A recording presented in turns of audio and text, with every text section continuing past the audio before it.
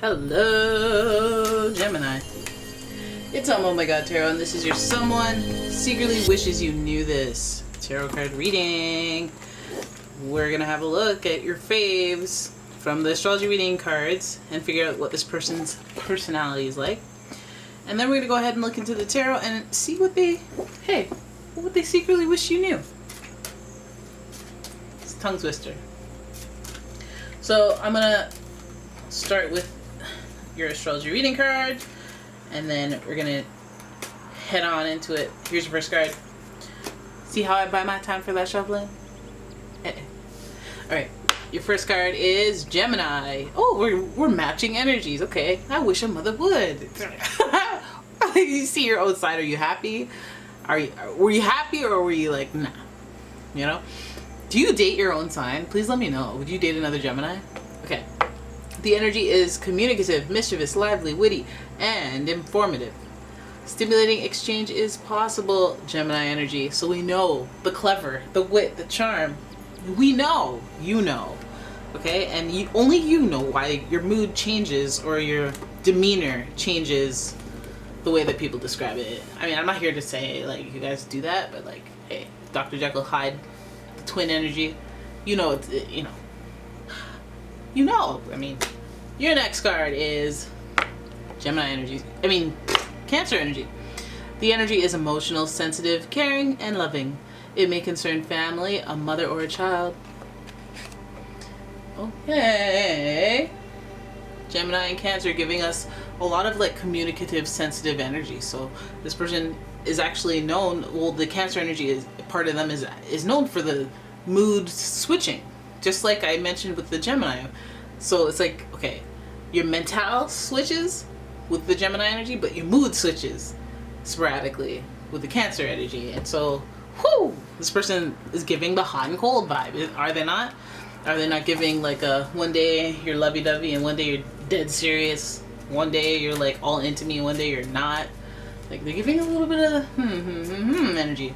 And I think that with this person, it's very powerful when you feel their moods because they got a lot of words for you. So this is how you can narrow it down to who this is. Alright, and finally, we've got Sagittarius energy. And the energy imbues power, superior confidence, and enthusiasm with faith, good fortune, and authority. So this person knows how to articulate their thoughts really well. You're dealing with a Bethany Frankel here. Like, you know, you're emotional, you're moody, you're able to articulate your thoughts very clearly and cleverly and zingish, in a zingish manner. And then this person also has just a lot of enthusiasm for life, easygoing energy. So even if they are moody, I feel like they'll be in it for the adventure of it all. Like, they don't shy away from a little bit of drama from time to time. They're just gonna be like, you know what, whatever, you know, like, and they'll let it go. They're good at that. And they're optimistic with that Sagittarius energy, and also they're always in a state of trying to understand the greater view of the situation. So you have a person that's like, I think they might be a little drama, they might be a little sensitive at times, but at the same time they're open-minded, they're broad-minded, where they don't just, like, be like, you know what, forget everything, forget you, I'm just trying to chill. Like, I'm just trying to chill, so let's just relax and let's move on. Let's move forward amicably. It's a good, broad energy. But we gotta know what they secretly wish you knew. So I'm gonna look at the Golden Universal, and you hear me shuffling them right now. And let's give it a little shuffle, shuffle, a shuffle, shuffle, a shuffle. And your first card is Buyakasha, Two of Cups. This person, hey, connection that you have with them, this might even come from a place of understanding too. They might appreciate you and feel a connection to you, a romantic, a loving connection to you, because of the way that you receive them, because of the way that you may be able to understand them better than the rest. So there's the love, there's the admiration, and there's the ability to articulate it. There's the Sagittarius energy of feeling free when you're around this person, or them feeling free when they're around you. Even, like, they get to maintain their individuality when they're around you. Okay, so there's a connection there, and let's keep going. We have the Ten of Pentacles to see the potential in you, although there is something pretty tangibly present that might be delaying, blocking, obstructing any success that you guys can have on a physical front. As in, like, merging lives and then creating success in partnership and But I feel like, you know, there is this connection here, but then there's this small obstacle. But beyond that small obstacle, we do see the Ten of Pentacles, and the Ten of Pentacles usually speaks to success, good fortune, stability, you know, a regular lifestyle where success is yours because you've managed to wrap yourself into the finality of it. Like, you know, you've learned. It's not like you, like, this person is rich and I am poor and yay, now we work out, because then you still have some sort of mentality and it doesn't align with theirs. But this is like, I worked hard, you worked hard throughout your life, or, you know what I mean? Like, and there's a journey to this appreciation of a lifestyle that we both connect to. So we do see some, okay, so some of you guys, okay, they got some past nostalgic memories. I feel like, you know, this might be coming out really late. This really does feel like they're like, you know what, remember back in 6th grade and I said I liked that dress? I actually made fun of that dress with my friends. Oh! You know, because there is some nostalgia to this. There's this connection that's always been there. It may be from childhood, it may be from beyond then, but just as a memory, it's a fond memory for this person. But let's keep going. Your next card is, okay, so they have changed their mind or changed the way that they think since childhood, or since that time that they met you or have the fondest memories of you. Things may have changed for them mentally. And now they're indecisive. Now they're at a crossroads. Okay, so some of you guys, oh, I'm wondering, okay. I feel like some of you guys have a person on your hands and they mirror a lot of your qualities, and that makes sense because they've known you for so long. They might have like this, like, not family connection, but I guess they would know your family if they've known you for a long time. It feels like this person, you know, values history. Like this person values history, legacy, nostalgia, and they feel more comfortable around it. They feel more stable as far as feelings and financially, and, you know, reliability. They feel a little more confident in that, but I think there's something obstructing why they would see this as a successful relationship with you. And I think that's just because there's this prelude to them shifting the way that they feel. I think that it's being in your presence. Like, so you may find that this person, you know, they didn't talk to you for a while, or they whatever, but your presence came up in their life, whether it was online, they saw something about you, or you saw them in person somehow, and that may have ignited the way that they think, the way they feel.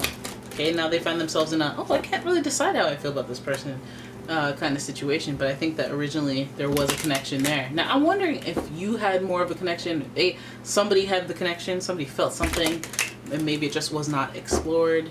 But you know, it just kind of seems like there's a success or a one that got away, or we could have had it all, rolling in the deep type energy. Like with this person, it could have been successful, but we had a little hiccup with infidelity.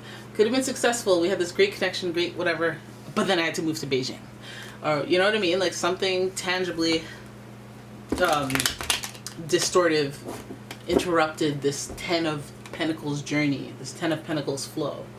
Very even numbers that you have here, except for the confusion in the Ace of Swords, which is a shifting of perspective, shifting of thought process. So it just feels like this person that secretly wishes you knew this is that their feelings have changed, or their perception of you has changed, their direction of thinking of you has changed. And I guess, like, you know, let's say you didn't like somebody before, or you weren't too keen on them, and then you've grown up and seen how they become versus how they were, and you're like, you have inner proudness. It feels like this person is like going along that type of road, and it's kind of changed the way that they think about you. This is a, you know, bully starting to respect you, or respecting you, and or somebody who just is like, well, we had this strong connection before, things didn't really work out, I look back fondly on these memories, but I've changed since then. I'm not even like this person where we connected under that circumstance anymore. So it leaves this person feeling indecisive. And I feel like this person is trying to figure out, well, what's the pros and cons of everything? Because we keep seeing this duality show up in, you know, top and tail of the tarot spread, and then Gemini has that duality to her. And so I feel like this person's like trying to figure out, find balance, and figure out what's right for them, if anything, about you. How do I feel about this person? Should I say something? Should I tell them? Maybe I shouldn't. Maybe I shouldn't. Maybe I would, you know what I mean? Like they're just tilting one. Do I like this person? Do I not like this? Do I think this could be long term? Can it be? Maybe it can. Maybe maybe it can. So it just feels like kind of undecided and flip-floppity about how they feel about you, which could lead to sending you mixed signals. But I also feel like this person does have those core feelings of like fondness and that connection. Maybe you guys just had an event or a situation where you guys really deeply connected, like you went to school and you guys both like this book called West Side Story or some crap.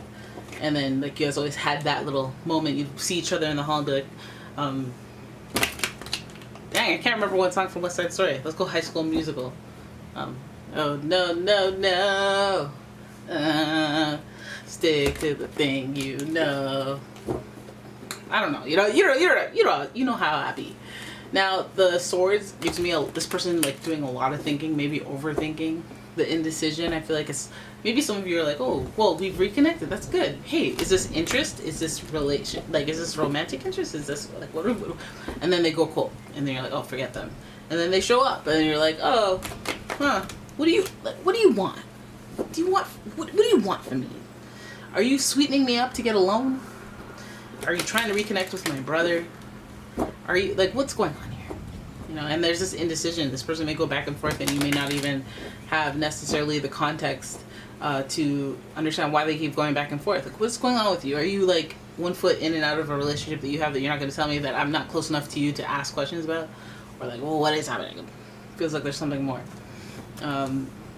Just remember, I feel like this person comes with a baseline of comfort with you and familiarity with you, which I think ignites those feelings, and she kind of just, I think the feelings of nostalgia has changed their perspective of you. If they didn't like you before, they have some sort of like, this is like, let's say in your high school you had a crush on this guy that was like captain of the football team, and like he was like so like I couldn't even approach him because like you know, and then 30 years later somehow you're both divorced or single or whatever the heck, and somehow they see you while they're on vacation in Portugal, and you're all like, hey, did you go to that high school? And like, oh yeah, I did. Boom, we have a connection right there.